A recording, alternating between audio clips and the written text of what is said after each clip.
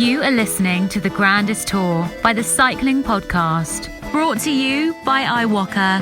Flexible loans built for small businesses. iwoca.co.uk.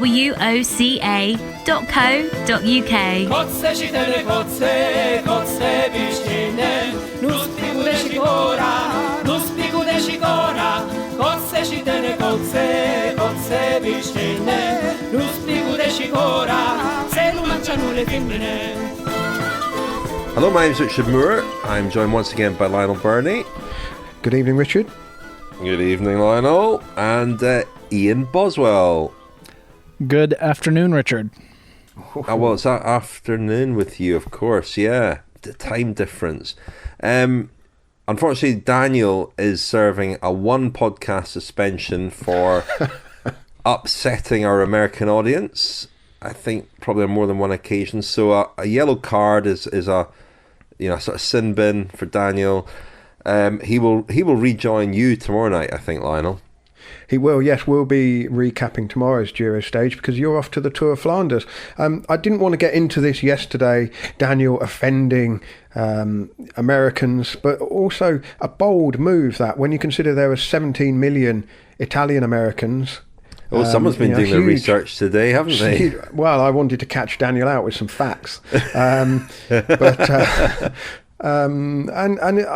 kind of this sort of thing about cuisine, it bugs me. It gets under my skin. You know, when the Italians took their cuisine to America and the Italians have put their spin on it, does that mean that Italian-American cuisine is somehow inauthentic, or is it just a different kind of authentic? My view is it's the latter. I mean, I remember having a really nice meal in an Italian restaurant in New York, and I ordered the meatball marinara, which I can already, Daniel would be wincing at the very idea of it.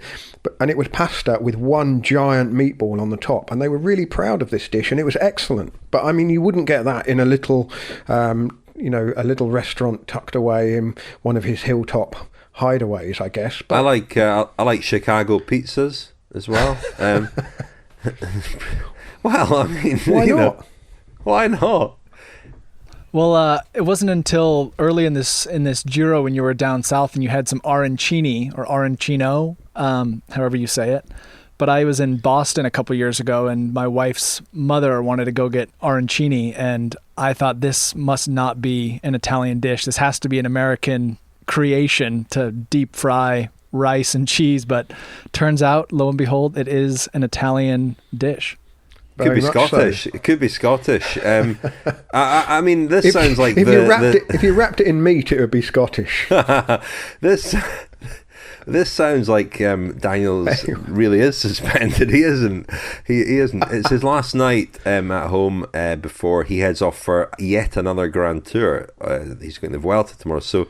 Quite rightly, he's enjoying an evening with his girlfriend rather than talking about a time trial with us. I mean, that's probably got something to do with it as well. Well, fair play. I mean, Daniel's the Marino Lajaretta or the Adam Hansen of the podcast, isn't he? Doing all 3 Grand Tours this year. He is. Yeah, and well, I was going to say time trialing is not really his thing, but with his new sort of tech interest, maybe it would be. Noticed Fabian Cancellara talking about Filippo Ganna today, saying that he's far better than he ever was, and it was another Ganna day, top Ganna, another great day for Ineos Grenadiers, who consolidated their place at the top of the team's classification. They are the new Movistar, clearly. But have you got a tale of the tapa for us, please, Lionel? I'm not sure Movistar won 4 stages in many of those races when they were targeting the team's classification. I'm sure they have won multiple stages, but no, it's turning into a pretty good Giro for Ineos Grenadiers, considering they came in with overall hopes with Geraint Thomas, which obviously bit the dust way back in Sicily. But as you say, Rich, Filippo Ganna and Rohan Dennis doing an Ineos Grenadiers 1-2 in the time trial. It was a lumpy old course, 34 kilometres to Valdobbiadene, I probably mangled the pronunciation of that, but Daniel's not here doesn't to matter. correct me. Doesn't matter. So it literally doesn't matter. And it really split into two halves, didn't it? In the first couple of hours, the race for the stage was what sustained our interest. Then there was a bit of a lull, and then the GC riders tackled the course towards the end of the afternoon.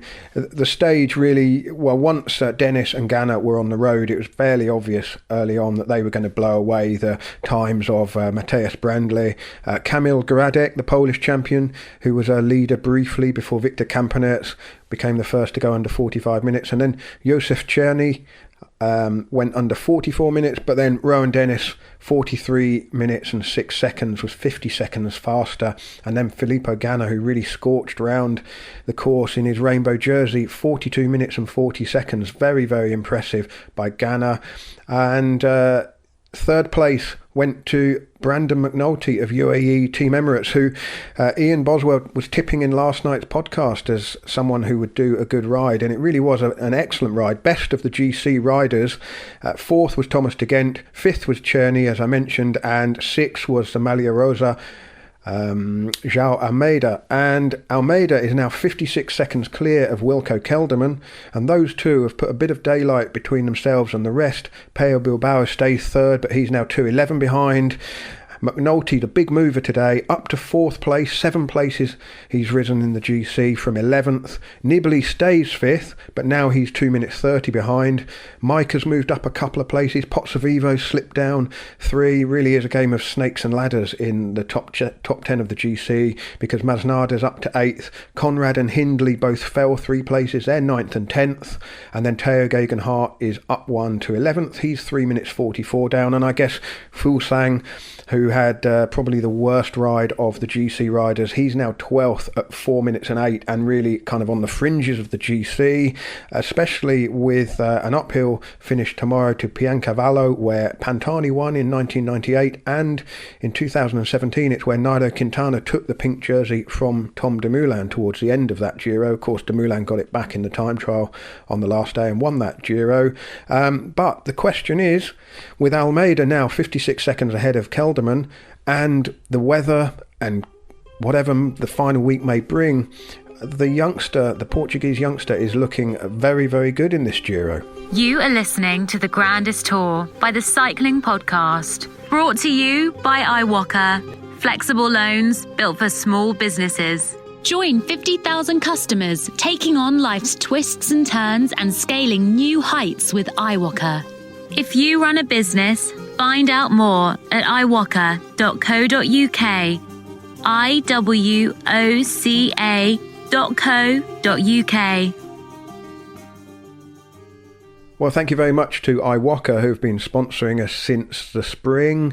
And, if you don't know about iWalker, we mention them in every podcast. They're a company which supports small businesses by lending money. And one of the things that they've innovated this year was the iWalker Pay. It's an app, but it's a system which enables small and medium-sized businesses to bridge the gap in their finances. So one of the biggest challenges for small businesses is that they often have to pay out invoices on, say, 30 days, but maybe we'll be collecting money in that they're owed over a longer period of time. And that gap for small and medium businesses can be really tricky. And so the iWalker Pay app effectively bridges that gap. And if you want to find out more about it, go to iWalker.co.uk and check out the website. Lots of information on there if you run a small business. Well, apparently, Lionel, I said in episode 1 of our Giro d'Italia coverage back in Palermo that nobody saw João Almeida, or it might have been when he took the pink jersey, I'm not sure. I'm no desire to go back and check what I said. But apparently I said nobody saw him or nobody considered him as an overall contender. That was accurate. Nobody did consider him as an overall contender. But they're maybe starting to now. It feels still a bit premature. These are big time gaps we're looking at now. But it is the Giro, isn't it? And, you only have to go back 2016 in the last Giro that Vinceno Nibali won. He overturned a 4:45 gap, I think it was, on Stephen Kruijswijk, albeit Kruijswijk had a crash. But things can change, and especially in this race, as we've said repeatedly, no dominant team, no team that looks like able to control it, although Deceuninck Quickstep are doing a fabulous job and had another great day today, not just with Almeida but with their other riders too. Almeida's starting to look like a credible challenger. I would perhaps not put it any more strongly than that.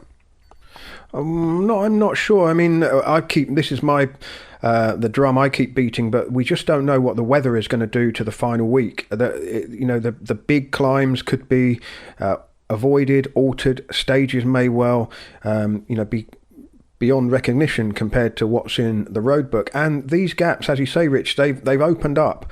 And if I was one of those riders in the sort of the everyone really up to Fuglsang, who I guess is the last of the contenders at the moment, starting to worry a little bit about Almeida. Tomorrow is a big test, isn't it? Piancavallo is a decent climb. There's a lot of climbing on the way to it, and it's an opportunity to put Almeida and his team under some pressure. But at what point is somebody going to make a move and try to crack him? It is getting to that point where they will have to try to crack him, because if they just all ride around with him in their slipstream, Almeida's going to get within striking distance of winning the Giro, and then the weather could intervene. And then, as we've seen, I know the final time trial is a much flatter one, but you would think he wouldn't be in danger of losing too much time to the people that are stacked up behind him. So it's really fascinating. And the one thing that really struck me today was, Almeida was going to come into this Giro as support for Remco Evenepoel, of course. And, I was dubious about whether Evenepoel would be able to mount a challenge over 3 weeks in a race as tough as the Giro. And yet here we are with someone who was intending to come in as support for Evenepoel doing exactly that. It really is quite some performance. And like I say, particularly, Nibali with 2 minutes 30 to make up, I think time is running out. And what I'm hoping is that means that tomorrow's stage, we see a little bit of panic amongst those riders who know that they've got to start recovering some of the time that they lost today. Just on Deceuninck Quickstep, they've got 4 riders in the top 24 on GC, which is impressive. And Mikel Honore, who's 24th, proposed to his girlfriend today before the start of the time trial. So there we go, his Italian girlfriend. Sorry, Ian. What did she say? Sorry, and what was the answer? I don't know. Well, I was going to kind of just follow up on where Almeida is. I mean, it reminds me a lot of the 2019 tour with Alaphilippe. I mean, he almost, in a way, for me, kind of feels like a placeholder at the top of the leaderboard. And there's been a lot made about there not really being a dominant team here. But if you saw, the stage yesterday, and mentioning there are 4 quick-step riders in the top 24. I mean, that's a pretty, if you look across the results, they appear to be the strongest team. And, having Masnada and James Knox both up there to be climbing support, Almeida is going to get a lot more support in the mountains than Alaphilippe did in 2019 at the Tour. But like you said, it really is going to depend on kind of how the last week shapes up and what stages we actually see go ahead. Because if we don't hit the super high mountains, then I could see him, potentially hanging on, but I still feel like he's just such an unknown name for so many fans that I feel like, we're so accustomed to seeing these same Grand Tour riders rise to the top. And as you said, in 2016, Nibali overturned a 4.5 minute deficit, and I would not count Nibali out if the race goes ahead to come up and bite the pink.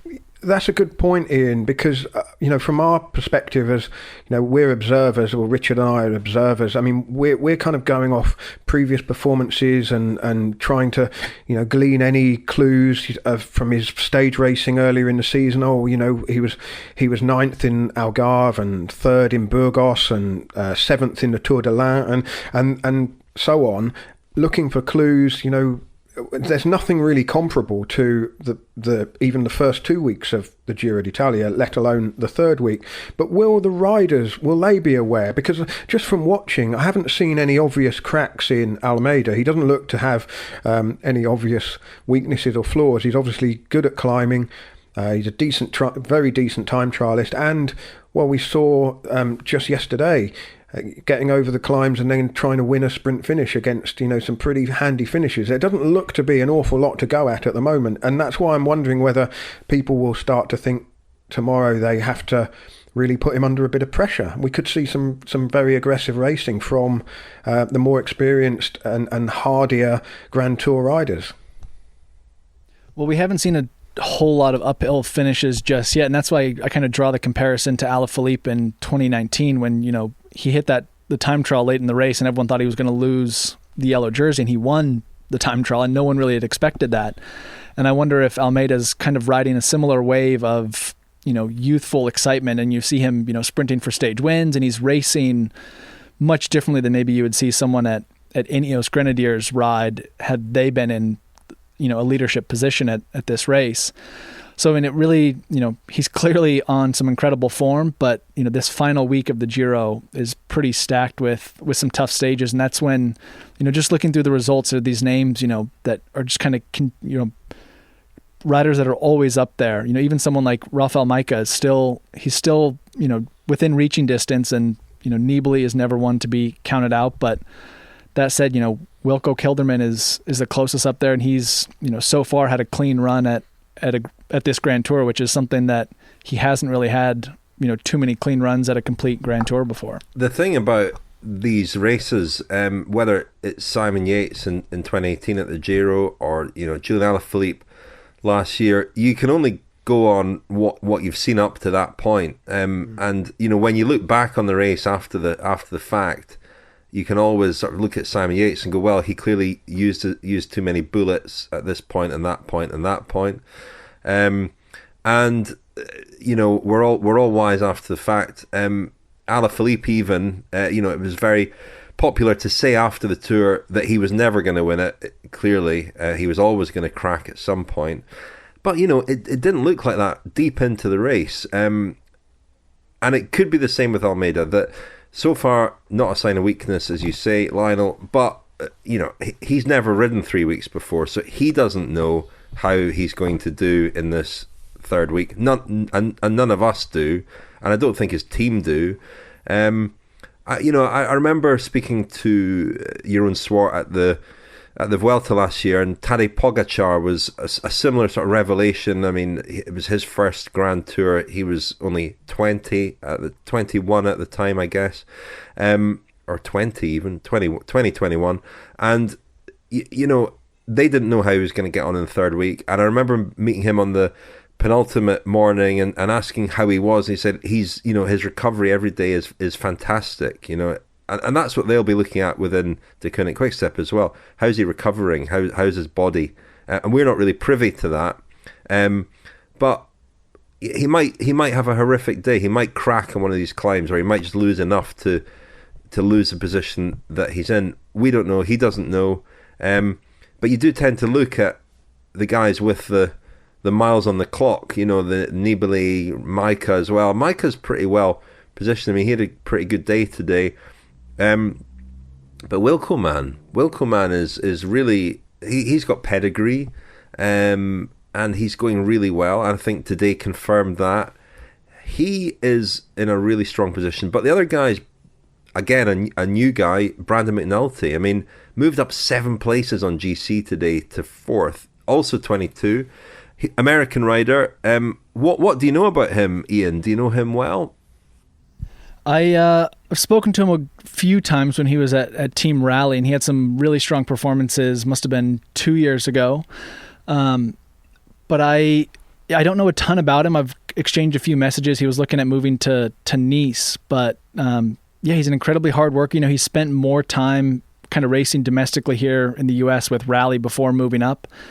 And I think he's been pretty, he's been steadily improving every year, and he's been very cautious about his development and his curve. He had the opportunity to go to the World Tour younger than, he did, but he decided to wait and join UAE once, he felt like he was ready. And I think he's, clearly come out of, lockdown showing some great form, and his time trial today was phenomenal. I think, we spoke, you mentioned, Richard, last night, Michael Berg, about, a potential stage winner. And I think that Berg, they had raced together a couple times as U23, and I think Berg won Time Trial Worlds both times. I think McNulty was either second or third. So, he's had some good showings in time trials over the course of his career, and he can clearly climb as well. But like Almeida, this is his first go at a Grand Tour. And this, a time trial, we said it in Palermo, but even more so now, 2 weeks into the race, a time trial is such a test of form and recovery and so on. And everybody's talking about Almeida, but McNulty took more than 20 seconds out of him today. And McNulty is a guy who can climb as well. He could, if he's getting better or tiring less quickly, then he could emerge as the challenger as well.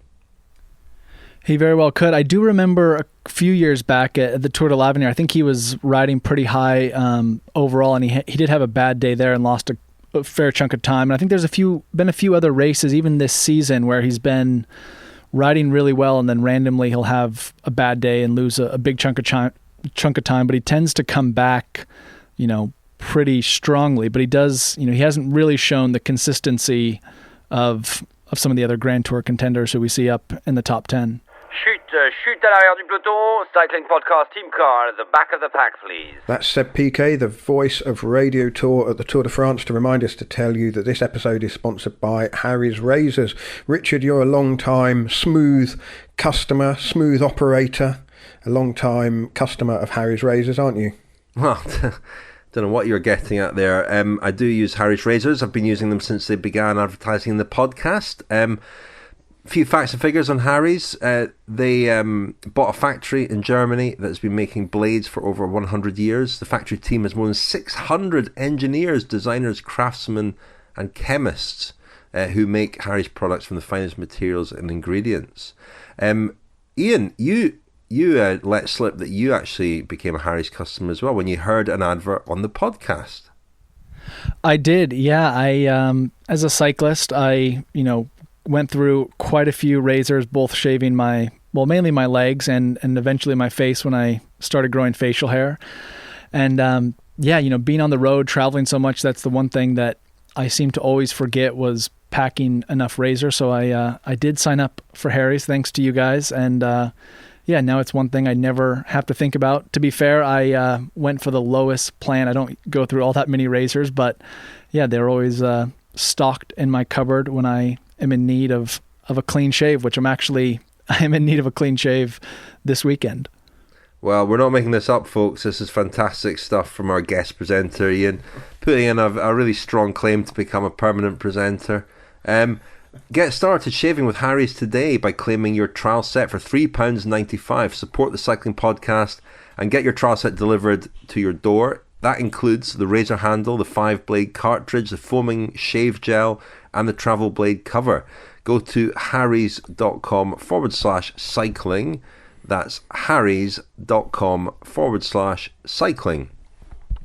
Forget all the years of experience racing in the World Tour that you bring to the podcast, all the anecdotes, all of that first-hand knowledge. You can just remember a discount code or, be on message. I mean, if that's you've used some of the products we're advertising, that's fantastic. Well, it was actually such a good deal. I actually ordered, they have a female range of razors, and I actually ordered it for my wife for Christmas one year. I completely spaced on the name of what it is, but there was a price I couldn't beat, and figured my wife could also use a clean shave.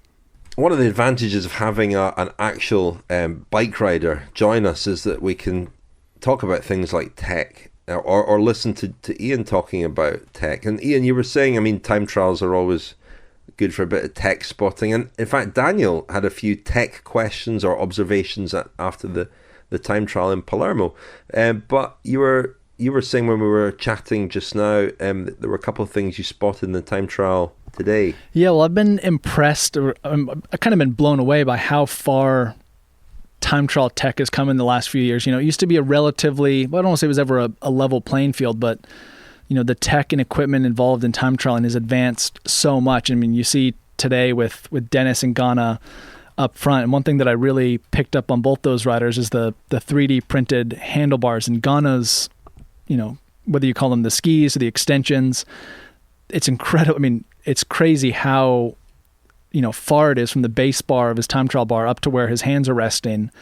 And I know that there's a lot of rules in place from the UCI as far as regulations as angles, the tip of the bars to the saddle. And there's all sorts of, rules that your bike has to fit within the jig at the start line.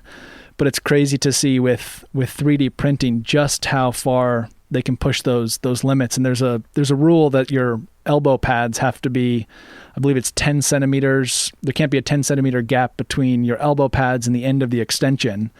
And I've noticed today on Ganna's bike that his elbows aren't even resting in the pad. It's actually more of his forearm, just so he's within that regulation, but still allows him to get that position. And there's all sorts of kind of little tricks that people play to meet that standard. And I was teammates with Harry Tanfield, and he had said that his TT position wasn't legal. His elbow pads were too low, so he put in some carpeting foam and added about 7 centimeters of foam that, met the jig. But then when he compressed it, putting his weight on it, he was able to attain the position that he wanted to. So it's fascinating to see how far technology has come, and to see a rider like Ganna in such an incredible position for such a big guy.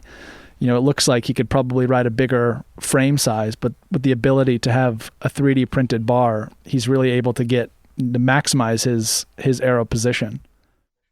Well, when you see him, it looks like the perfect marriage between the perfect position and the perfect athlete. I mean, it looks like the kind of, no doubt we'll look back on it in 10 years and think, it wasn't, or it'll look dated then. But right at this moment, and this is maybe what Cancellara was talking about. It looks like the end of evolution in a way of that position and everything. I mean, I remember seeing him on the track, riding a Pursuit, and being really struck by what a specimen he is, and what position he had then as well. And when he is in full flight in a time trial, and there was a tough climb in today's time trial, but the steadiness of his position on the bike and the power that you can see him putting out is really, really impressive. A big day for Pinarello, really, because this more or less home turf. Obviously, Ganna and Dennis both riding on Pinarello bikes, and Pinarello are just down the road, founded in Treviso, owned by an American private equity company now, I think, or the parent company is anyway. So yeah, it was the Pinarello stage, it was the Prosecco stage, and the Tiramisu stage. The Cycling Podcast is supported by Science in Sport. Science in Sport. Fueled by science. Thank you very much indeed to Science in Sport for their support of the Cycling Podcast. If you want 25% off your Science in Sport products, go to scienceinsport.com and enter the code SISCP25. Don't need to ask you, Ian. We know that you know it. That's great. SISCP25 at scienceinsport.com. And if you want 35% off, listen to Ian's podcast, Breakfast with Boss. Good shout there, Lionel. Oh dear. I did actually I meant to mention your podcast at some point, Ian, because I really enjoyed your recent one with Pete Kenuk and Marcel Kittel on retirement, on the subject of retirement. It's a great listen if anybody wants to hear.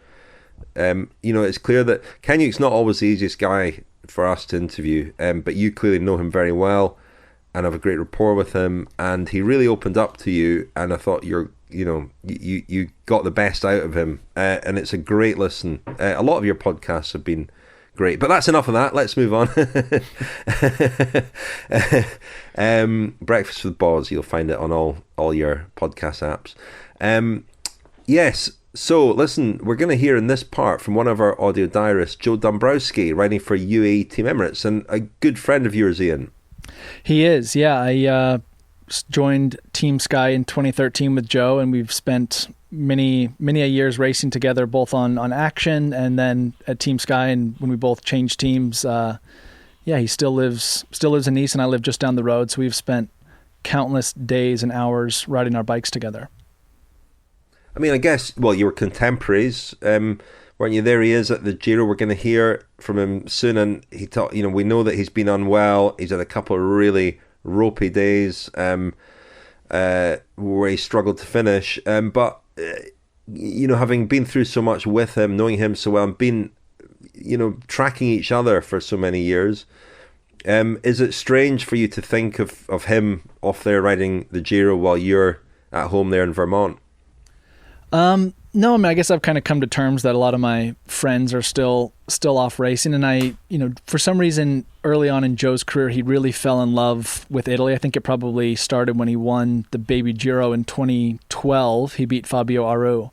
And I was actually there helping him at that race. And I actually caught a stomach bug and had to drop out on, I think it was the Tornale climb, a stage that he won. But I caught a stomach bug, was out of the race, and thankfully Joe is still in Italy racing. But it just dawned on me hearing him send in his audio file that riders have so few chances at Grand Tours, and Joe's coming off 2020. 2019 he had a phenomenal Giro. I think he was 10th or maybe 11th or 12th, and he really was expecting this year to kind of climb the ladder and have another big opportunity at the Giro. Obviously things were changed due to COVID, but he did start the Giro and had high aspirations. And it's just crazy to realize that it's something as small as a stomach bug. That's one year and one Grand Tour that, the Joe's not going to have an opportunity to go for GC. And that, you look at any cyclist career, and I know this probably better than most at this point, is, it can end at any point. And the fact that, that's one race that Joe's not going to be able to go for GC, could ultimately be one lost year. So hopefully he can recover and come back in the third week and maybe go for a stage win or help McNulty. Something else that struck me today watching the coverage, Rob Hatch talked a little bit about that team's, that's UAE Team Emirates, kind of history and riders that have been through that system. And he mentioned a few times that it's the old Lamprey team. And when you look at them now and what they've become, it's almost impossible to marry that with the old Lamprey team, who were always kind of serial underperformers, or very, very Italian team who didn't really punch much of a hole laterally. As UAE Team Emirates now, and we're seeing that particularly this year, they're a real powerhouse. They've won stages here. They've got lots of talented young riders, Brandon McNulty among them. And that sort of disconnect between the old Lamprey team and the modern UAE Team Emirates kind of struck me today. But let's hear from Joe. Here's Joe Dombrowski. Good morning from the morning of the second time trial here at the Giro. We're at stage 14. Great stage win again. Second for us from Diego yesterday. Reduced bunch sprint. Actually Bora was controlling in the race, and I think they thought they had a good chance, but I also think that the climbs were probably a little bit harder than maybe what everyone expected. And in the end, it was a pretty small group of really more, I would say, GC type guys that were in front, and someone like Diego that can make it over is for sure one of the fastest out of a group like that. And McNulty gave him, I think, a good lead out in the last kilometer, and he was able to win the stage. So it's good for us. Today we've got the time trial. A TT in the middle of the race like this for a lot of guys is a bit more of an easy day. If you can win the TT or do a great ride, then it's something different. Or if you're riding for GC, then of course it's 100% effort. But also a lot of guys look to this day as kind of a day to take it a bit easier. Me personally, for me, it'll be a chance to recover a bit. I think I said in my last update I picked up some kind of stomach bug after the first rest day, and this week's been quite a struggle for me. I was talking with the team doctor before the Cesenatico stage yesterday, and we weren't sure if I was going to start or not, because it was really, and to be honest, the fact that I finished the stage was already a surprise. It was looking doubtful, but I'm hoping that yesterday I was able to take it a bit easier, and then also today in the TT, the plan is to just kind of take it a bit easier, and I'm hoping that I'm able to kind of bounce back from that and have a good final week. It's just been, anytime you get a sort of stomach virus, it can really be pretty draining. So yeah, looking forward. And then tomorrow is the last day before the rest day. There's been, speculation about whether the fact that weather and or COVID could have an impact on the final week. If the final week is raced at all, or if potentially some of the climbs before summit finishes are removed, and whether that would impact the tactics of the teams. I think, we're at we're at stage 14, and the GC is actually very tight in terms of time. I can't remember a Grand Tour where it's been so tight this late in the race. And I think some of that is owed to the fact that, we did Etna, and that was really the only summit finish of the race. We also finished at Roccaraso, but it's not such a hard finish. I think in front, in the GC group, there was probably 25 of us going into the last kilometer. So it's not particularly selective. And other than that, it's been just a TT. So there's not been a lot to break up the race, and it's kind of awaiting this final week. Tomorrow's stage to Piancavallo. There's some climbs before. I don't see any teams that are really showing that they're stronger than the rest in this Giro. I don't know if people are thinking about it tactically in terms of, do they need to be more aggressive now to take advantage if the race were to end early, or if we don't have some of the harder mountain stages as planned. If that's the case, I could imagine that, someone like Nibali would benefit from a harder race on maybe the climbs before Piancavallo tomorrow. But again, we'll just have to see. He hasn't shown maybe his best form yet, but like I said, it hasn't been the most selective Giro. And also, how strong is his team? Like I said, there's a lot of teams that I don't think anyone seems particularly dominant, and who can really open up the race. So for today, for me, it's kind of an easy day, hoping to recover and get over this bug and hopefully have a good last week.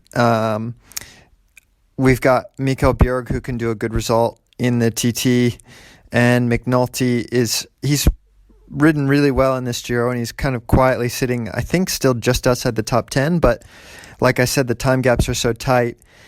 And, again, quietly in the first TT, he was one of the best guys in the first TT that's still up there on GC.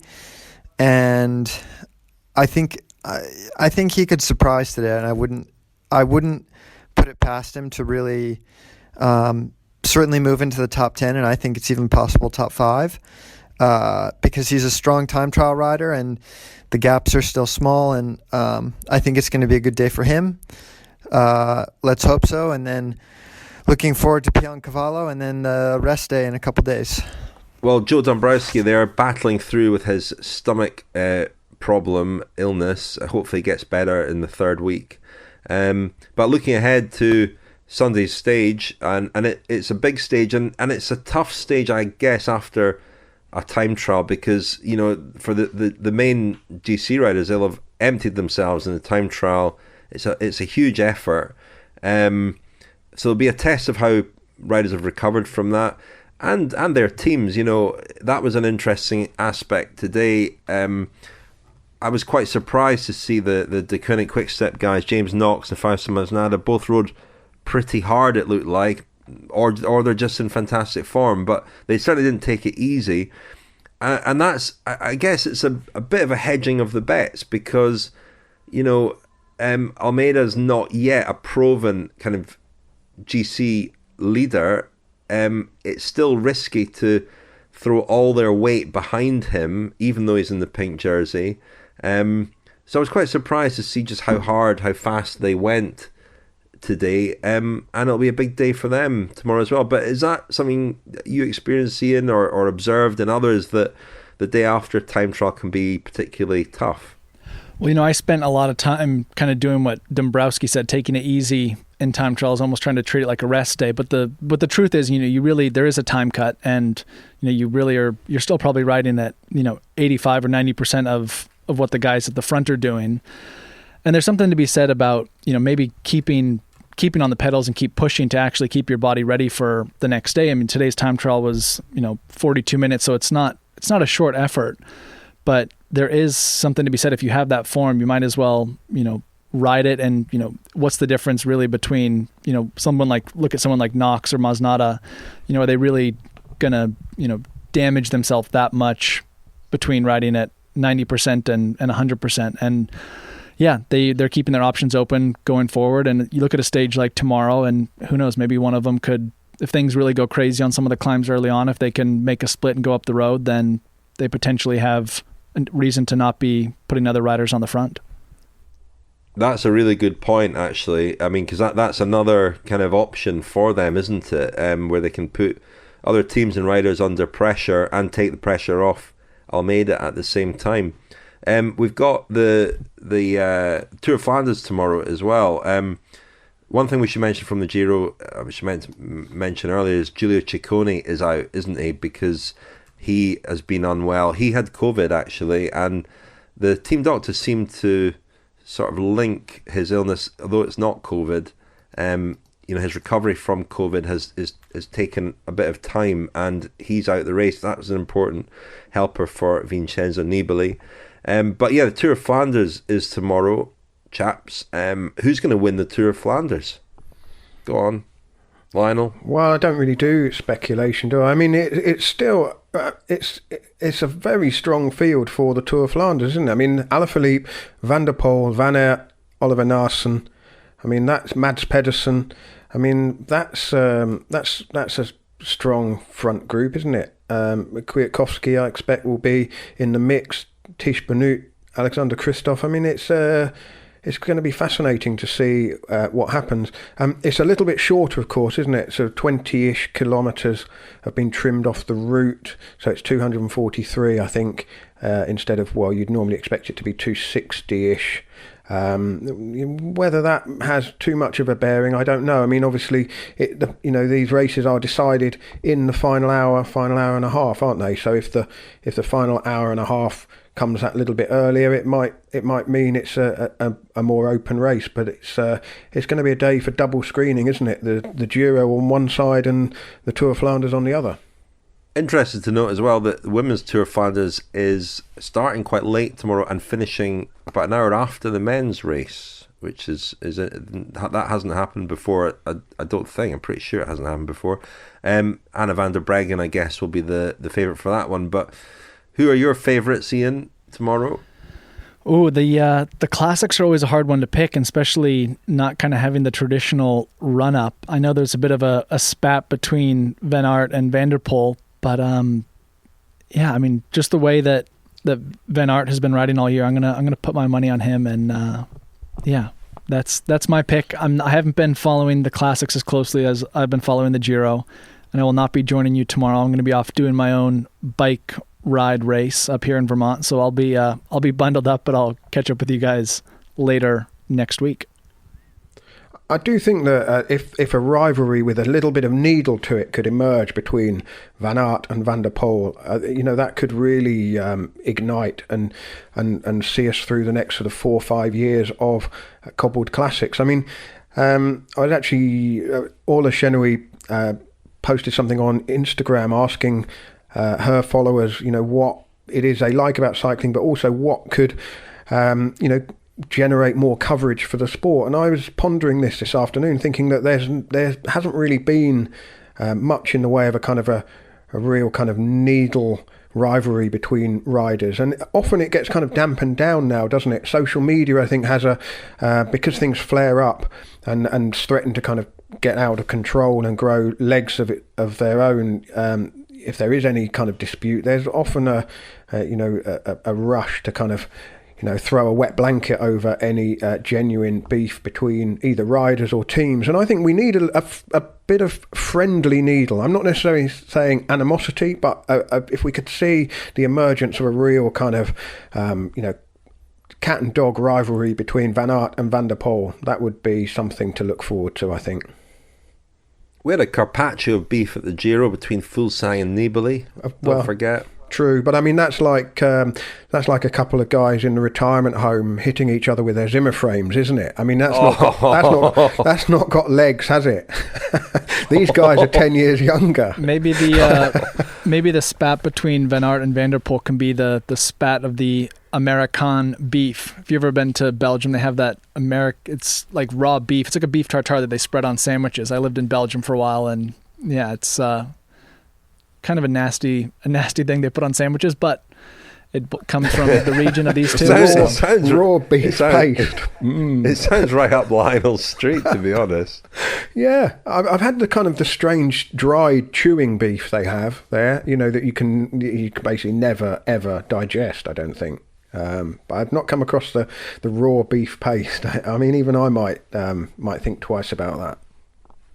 Well, listen, fellas, Ian, good luck with your ride race tomorrow on gravel, isn't it? Bit of gravel. It is, yeah. We actually woke up to a little bit of snow this morning, so it's gonna be a cold one. But yeah, gravel, a little bit of single track mountain bike trail, and I'll do my best to stay safe and stay warm enough to make it home to the fire.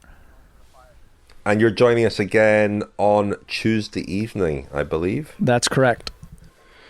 That will be where we'll ask you whether you prefer the Giro or the Vuelta, because the Vuelta will be underway and we'll be, how are we going to tackle this, Rich? We're going to have to kind of keep a real close look on the Giro because it's coming to the end, but if anything interesting happens at the Vuelta, we'll cover that as well, won't we? Well, we'll have our man there, Daniel. We hope to check in with Daniel while he's there, and we'll do our best. This is the grandest tour after all. A huge undertaking for everybody, not least our listeners. We'll do an hour's special on Depana next week as well, I expect.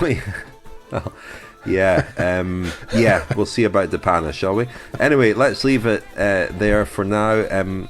We usually do thanks to friends of the podcast at this point, but I'm afraid I haven't dug out the names. I could just do that now if you want. Shall I? My phone's about to die any minute. Sorry, let's just leave it. We'll do that next time. Thank you very much, Ian. Thank you, Richard. Thank you, Lionel. Thanks, guys.